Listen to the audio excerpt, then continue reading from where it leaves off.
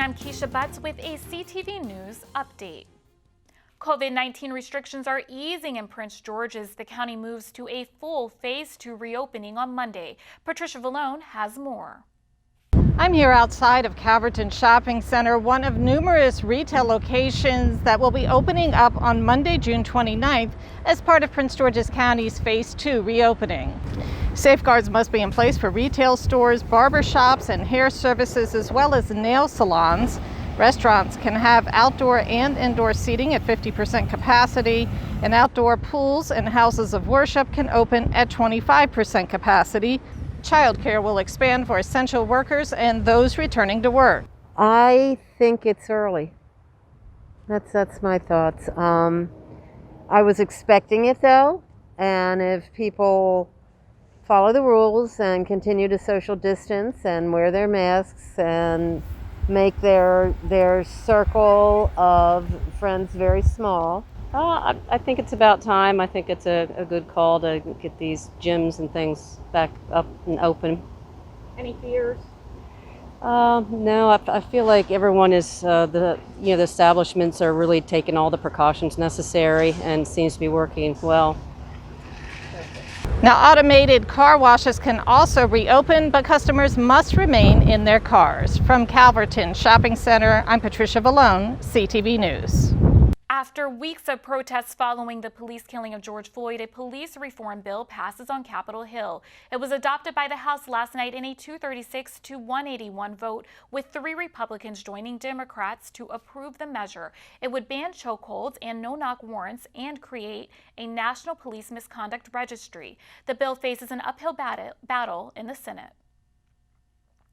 U.S. Park Police caused some controversy a few weeks ago when they ousted peaceful protesters from the Lafayette Park area to clear a path for President Trump.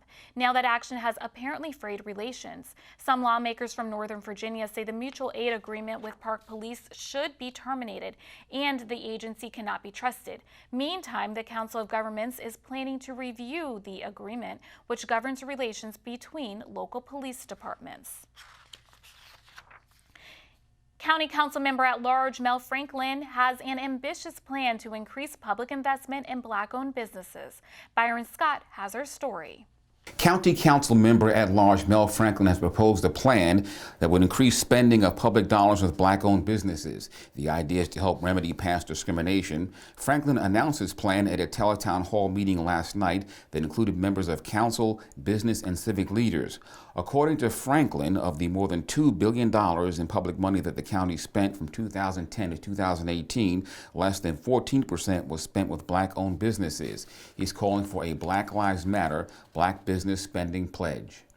Black Business Spending Pledge that we will spend within the next 3 years, 50% of our public dollars with Black-owned businesses located here in Prince George's County. So that within the next 3 years, we reach that level. We're at 14% now. We need to reach 50% within the next 3 years of our annual dollars staying with Black-owned businesses. Well, Franklin says his plan is ambitious, but he hopes that jurisdictions around the country adopt it. A Prince George's Council committee approves a measure that could mean higher property taxes for homeowners.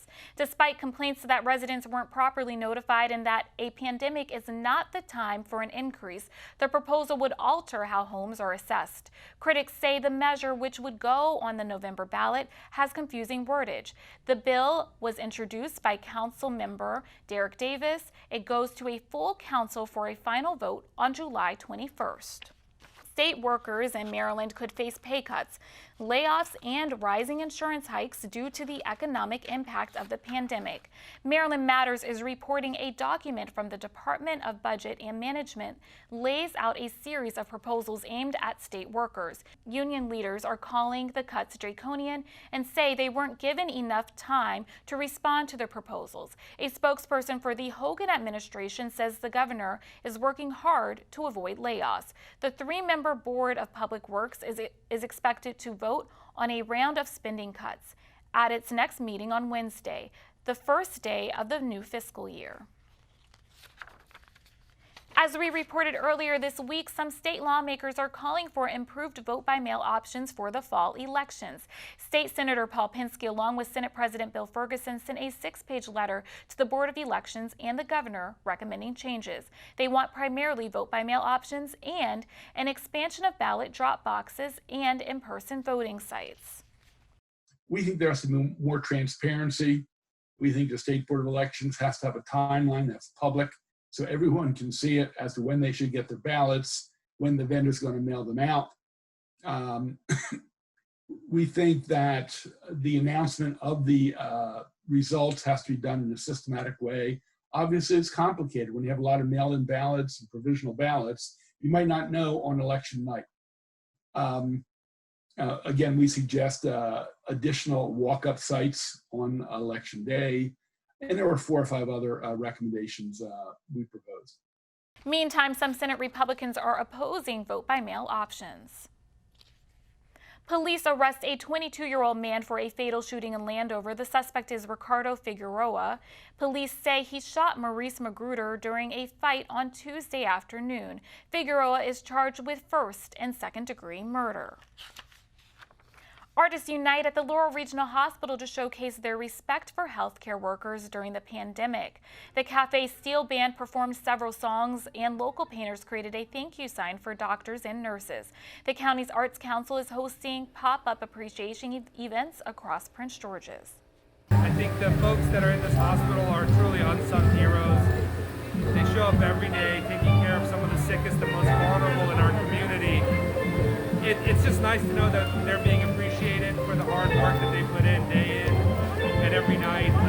So we appreciate the thank you. The City of Laurel's Craig Moe and Maryland delegate Ben Barnes also attended the event. The county school system names its newest teacher of the year. Dr. Monica Goldson named Mary Piccarelli from Cooper Lane Elementary as the county's 2020 Teacher of the Year during a Zoom call yesterday. Cooper Lane staffers surprised Piccarelli at her home to celebrate her big news. The 3rd grade teacher beat out 15 other nominees for the top spot, and she receives a 3-year lease to a new 2020 Honda from Pohanka Automotive Group. Piccarelli will compete for the statewide Maryland Teacher of the Year award.